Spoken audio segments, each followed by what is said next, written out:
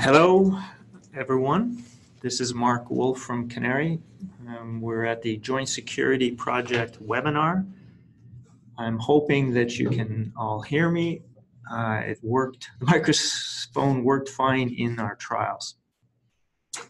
Today's webinar is in English, but there is also English and French download that's available. Pour la période des questions, si vous voulez poser une question en français, je suis là pour lui répondre et vous donner la réponse adéquate. Merci. All right, so I'm going to go through the presentation. There's a link to it. I'm having trouble advancing the slides here. There we go. There's a couple of links to English and French versions of the webinar, and there will be time for questions at the end. So again, I'm Mark Wolf of CANARIE. I've got a bunch of CANARIE folks. I'm just going to quickly tell you who's in the room. Laura Lamar, Julian Cordeneau, Hervé Guy, Christina Germano, and Claire Newlands. And us as a team hopefully can answer the questions that you have. So let's begin. So we are recording the webinar and the policy is there. Any questions will be answered at the end. You can type the questions into the system. So let's start with the Joint Security Project. So we've started a call. This is why you're on this webinar. We've started a call to expand what began as a pilot. So we had 39 institutions that joined the pilot in 2017, and the purpose is the same as what it was for the pilot. That's to develop a community of security specialists. We want to strengthen Canada's universities, colleges, and research institutions. So this phase of the JSP runs from September until August 2020. The reason it runs on this is to align with funding that CANARIE received from Industry, Science, and Economic Development to operate the Joint Security Project. I'll call it JSP from now on. So that's the reason why it's this one-year interval. We have confirmed that we have funding for another phase of the JSP, and details of that will be announced in 2020, and that will be through post-August 2020. So there'll be, the JSP will continue beyond this 1 year into further years. So the benefit of participating is for security specialists at your institution to be able to use traffic analysis tools, to get cybersecurity training from along with other JSP participants, and in general collaborate with your peers and cybersecurity experts. So what is the JSP? There's 6 elements. The first one is an intrusion detection system. This is a high performance server that uses Zeek. This is also formerly known as Bro. This is an open source network monitoring technology. In addition to the intrusion detection system, you can request $15,000 in funding to support participating. This $15,000 is for whatever you want to use it for. It's not earmarked for anything, and you don't need to keep records of what you spent the money on, but it's to allow participation. So there's things that you may need to buy or to do, and this lessens the load. It certainly doesn't fully pay for your cybersecurity efforts, but it's part of the solution, I guess. In addition to those two items, we're going to have regular sessions. This is how the JSP works. It's about collaborating with people and deciding as a group on how we're going to approach this. And this includes a one-day training event that we'll provide more details on. It'll be sometime in the fall this year. So there'll be a face-to-face from the participants. So the idea is that you install this IDS on your network and start collecting network data at your institution. You also share some of that data with the JSP as a whole. So the data that you share is analyzed with cybersecurity tools, which I'll talk about in a second, and you get cybersecurity results from this. The data that you provide is only visible by you, and your results is only visible to your institution. But the data as a whole, as an aggregate, is also available, and that allows you to compare what everyone is seeing as a group to what you would be seeing as an individual institution. So that's the joint part of the Joint Security Project. So by sharing the data, you allow it to be analyzed by some cybersecurity analysis tools. These tools are developed by Canadian University Cybersecurity Centers, and they do two things. One, they aggregate the data, and then they also do cybersecurity analysis on it. I'll have more details on what these centers do and what the tools are, but at the moment, we're having discussions at the moment with them. But this is how the JSP pilot worked, and worked quite well. So we'll do the same thing for the JSP, this phase of the JSP. And then as security is often described in terms of people, tools, and process, we will adopt one process, which is an incident response process, so that any security incidents that are seen by participants in the JSP, they'll be able to provide that to others in the JSP, and jointly we'll be able to hopefully improve the visibility we have of cybersecurity incidents using the tools and the data collected. So submissions close on September 9th, and we will let you know by September 30th whether you're able to participate. We'll likely do that much quicker than that, but that's the latest that we will announce.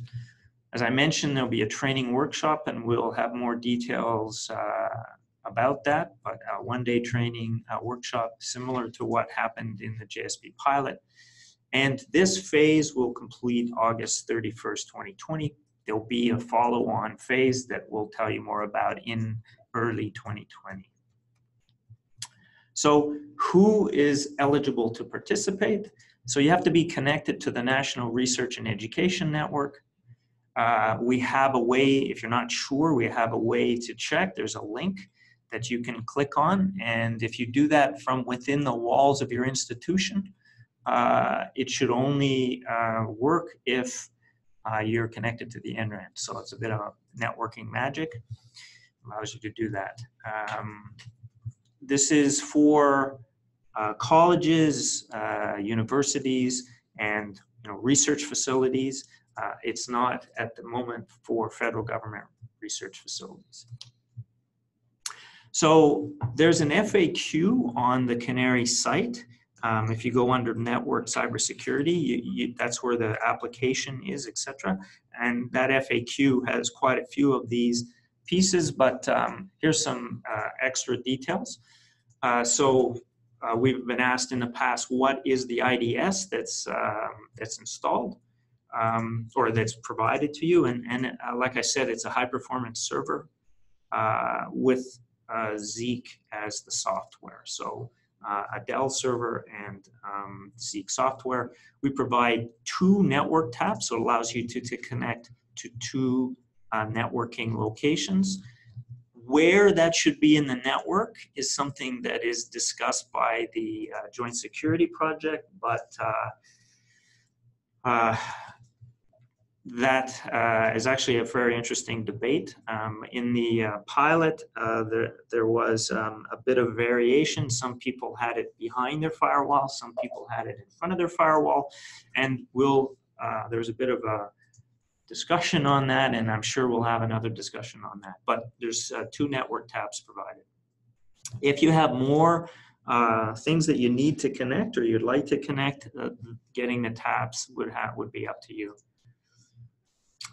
If you already have an intrusion detection system, you can participate. We don't force you to use the provided IDS, but I would encourage you to consider having the supplied IDS as well as the one that you have. I know that that's not ideal, but it's much easier to work with data that's the same, formatted, etc. So it's recommended that you use the IDS, and we'd be happy to provide the funding for that. But we also understand that you may want to opt out of that because you don't want to maintain multiple IDSs.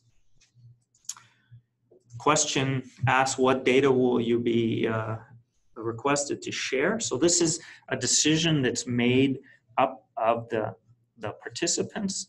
We work that out together. We have a discussion and determine that. For the pilot, there was a minimum set of data that was agreed upon, and this data did not have any potential to expose personal data at all. It is somewhat limiting in terms of the value for cybersecurity, but that was the comfort level of the JSP as a group. So we'll see if that's still the thought.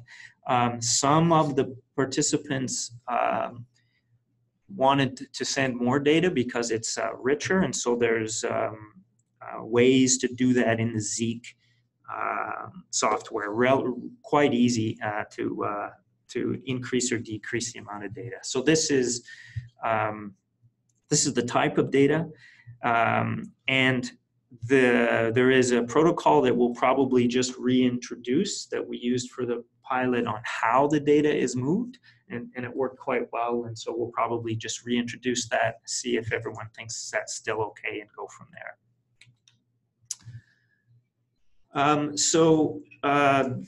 I'm probably not going to go into this into detail, but I mentioned people, technology, and process before, and the JSP covers that. So the people that will be involved in the JSP, you're going to get some value in working together with others and sharing problems beyond just threat information. You're actually going to be sharing how to look at threat, how to collect data, etc. You'll be sharing technology.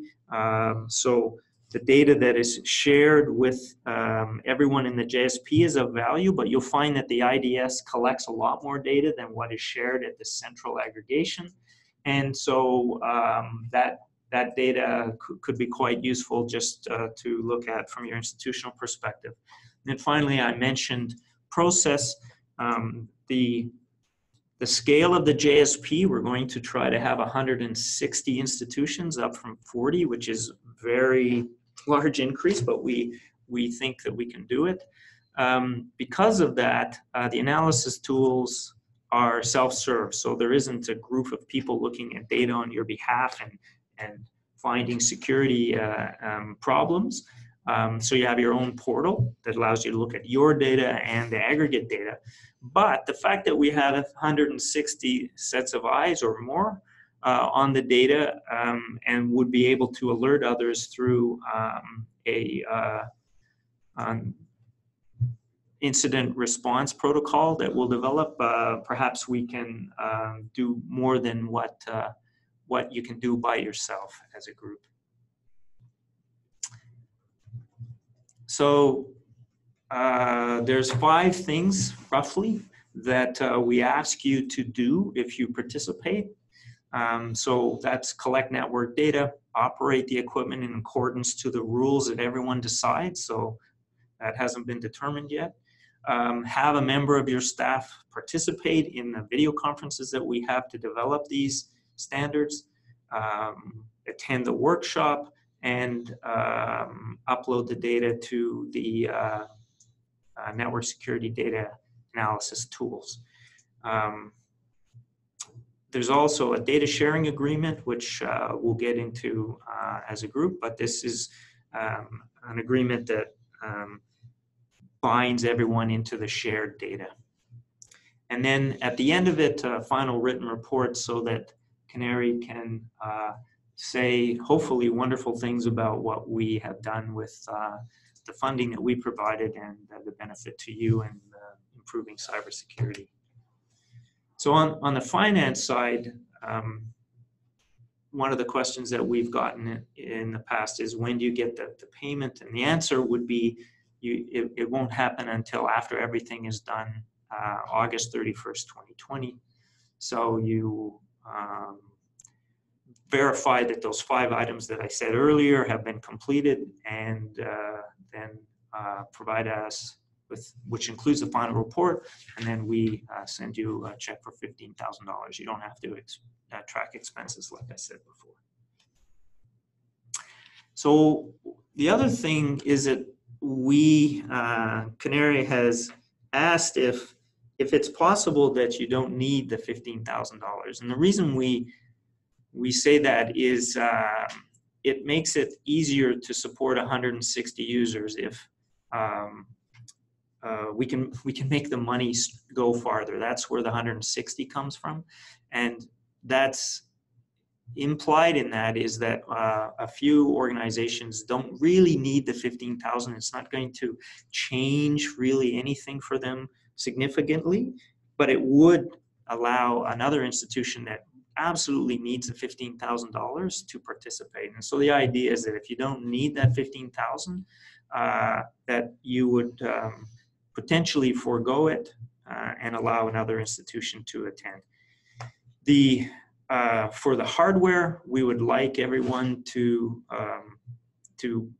take the IDS that we provide, but again, we understand if you don't want that and have an existing one that you already have, you'd rather just use that one.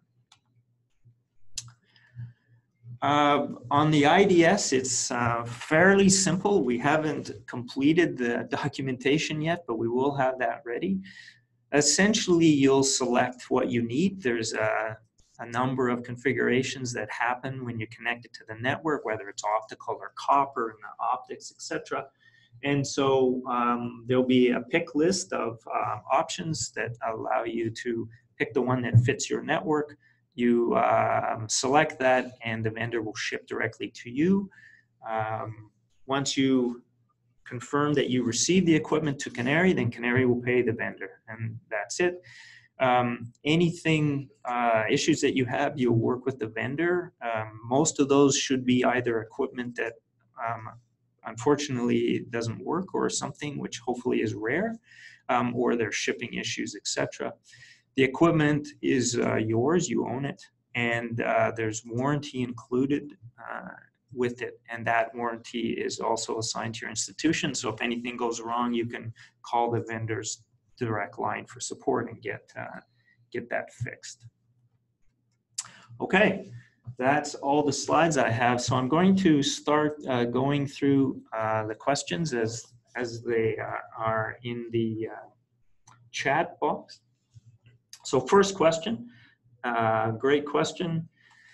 How do you compare JSP with other similar organizations? We're talking Serene Risk, CERTAC, etc. So the best way to say that is the JSP is meant to be more operational, and it aspires to try to do things operationally together. The idea also is that if we can figure out how to collect data, that data will give us opportunities to do various things in the future. For example, we could end up with a threat feed, for example, that is exclusive to colleges and universities, etc. So a threat feed that is real-time or current, just in the kind of threats that universities and colleges see versus a lot of the other threat feeds that you may have. So we can customize that. So that's the number one thing. And then the number two thing is, it's very difficult to keep up on cybersecurity issues as a team, but we have many teams working on this. And so potentially we could start specializing within the group on certain areas. And we can amplify the fact that we have so many people as a team working together, even though they're working at individual institutions. And the sum of those teams working together is bigger than what they can do individually. Okay, let's see.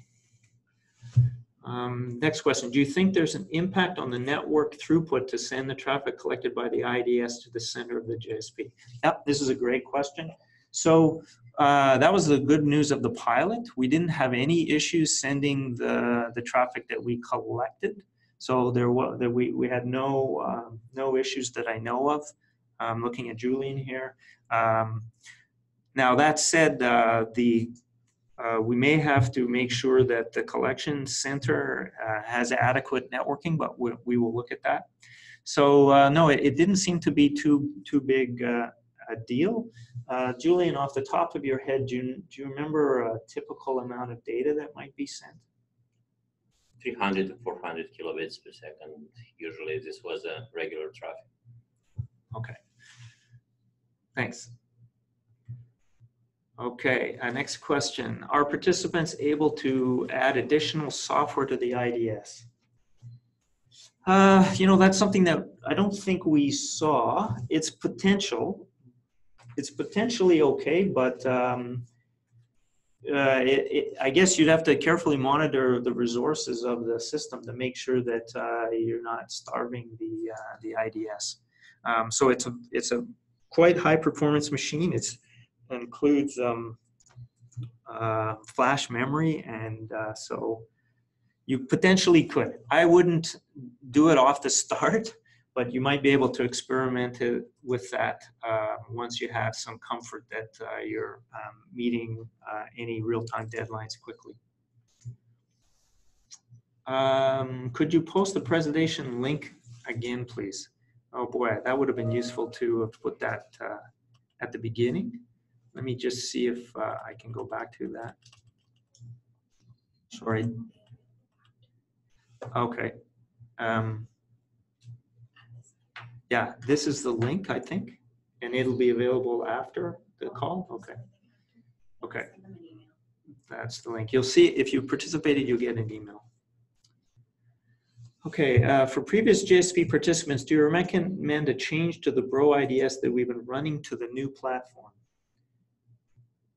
So if you already were a pilot participant, the machine that you have is fine, so the hardware is okay. We can talk about that. We expect that there will be an update to the software, but there hasn't been any gigantic changes. So it should just be an update that you do to the software, nothing major. So, but we definitely know that we have to look at that to make sure there's a good migration path for the pilot users as well. But that's a great question. We'll do our best. Next question. Will this round see any changes to the results and aggregation portals from last time? Yes. So I'll tell you what the plan is. We'll see if we can manage. So last time there was 3 aggregation platforms and they were all individual logins. What we're trying to do is to as a minimum move that to 2 logins, and the idea is to try to consolidate so that you can see more information from one portal. So at the moment, it looks like there might be 2 portals. If possible, we'll try to make it so that you can access all the information from a single master portal. So that's one. Two, one of the platforms is going to try to make the platform open for plugins from other researchers or schools. And the idea there is that we would be able to bring new capabilities over time.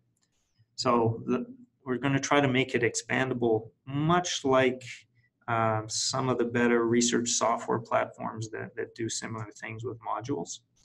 And then the third thing is we're going to expand the kind of things that you're able to see, the kind of analysis that's being done. Most of that will happen later in the year. The first part is to re-establish those platforms. Some of them have been offline since the pilot ended, so we want to get those operational. And then we'll start adding features. And that's the main thing, is that it becomes evergreen and that we add new capabilities. So I'm very excited about that. What OS is running on the IDS? I believe we used Ubuntu, right? CentOS 7. Oh. At some point, Red Hat could work as well, but due to subscription not being available to people without paying that, we recommended CentOS 7. Okay. So it's still supported release, etc. So Yep. We're good that way. Yeah. Yeah. CentOS 7.6 will be what we're gonna use now. Okay. Next question. Is there support for IPS? So what is IPS, Julian?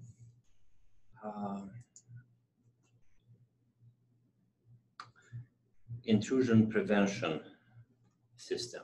So our system is an IDS, not an IPS. Bro does not provide any management in terms of IPS. So if there is any integration with a local IPS, like a new generation firewall, it has to be done locally by each team.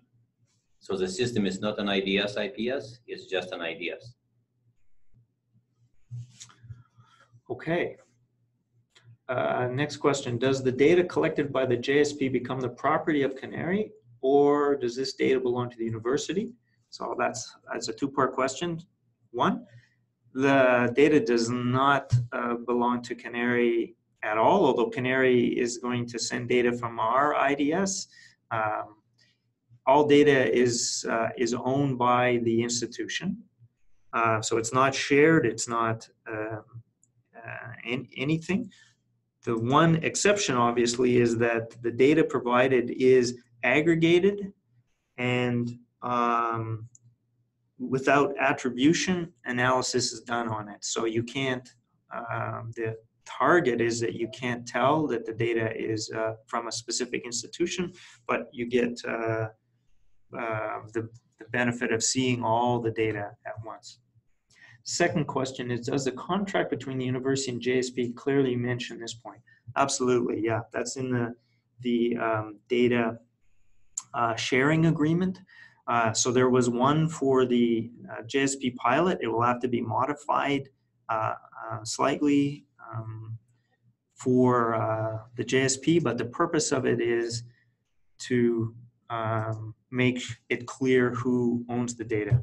So so it's the data, the best way to say it is the data is owned and decisions made on the data is done by the JSP participants, and that institutional data by itself can only be seen and used by the institution itself.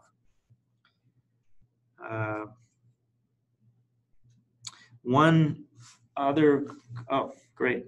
Next question was exactly what I was going to say, which is how long is the data retained by CANARIE? So this is a joint decision that the JSP will have to look at. In the pilot, the decision was to keep the data for 6 months. And so the data was deleted 6 months after receipt at the aggregation center.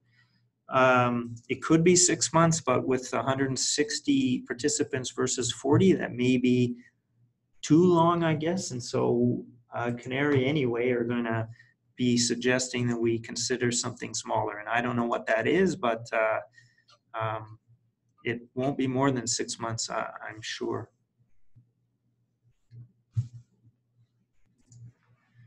Okay, next question. Great, that's just a comment. Thank you. It's good. So I think that's the end of the questions. While we wait to see if there's anything more, so the purpose of the webinar is to encourage you listening to join the JSP. I hope you do. I think the pilot was a really, really interesting experiment, but we've proven that we can work together, which was amazing. It was very, very well received. It was a great outcome. This time, the JSP, I think, will have much better operational output. The first pilot was mainly about seeing if we could get everyone to agree to share data. Could we agree on what data to collect? Could we collect it, etc.? Could we analyze it? Now that we know all that, we want to do a much better job in getting specific results from the cybersecurity analysis, that does things like the incident response plan. Okay, I don't see any further questions. So with that, I encourage you to sign up and whoops. Sorry, one more question. Warranty period for the IDS, 1 year, 3 years?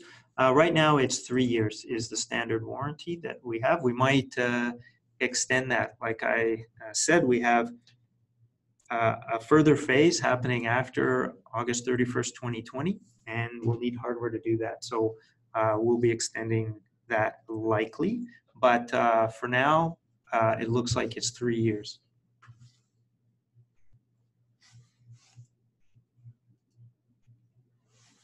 Okay, no further questions. So again, oh, no, you just got to just say you're going to quit and then. Will we have access to the self-serve portal after the 1 year pilot? So yes. So this 1 year is more a function of how CANARIE received the funding than the term of the JSP. The JSP will continue longer than a year. We may ask you to sign up again. We may not, but we'll see. But this 1 year is just because of how CANARIE received the funding and how CANARIE has to be accountable for the funding as an individual project. But it will extend, and we're planning for a seamless extension of the JSP. So whatever we're doing now will just continue on September 1st, 2020. That includes the self-serve portal.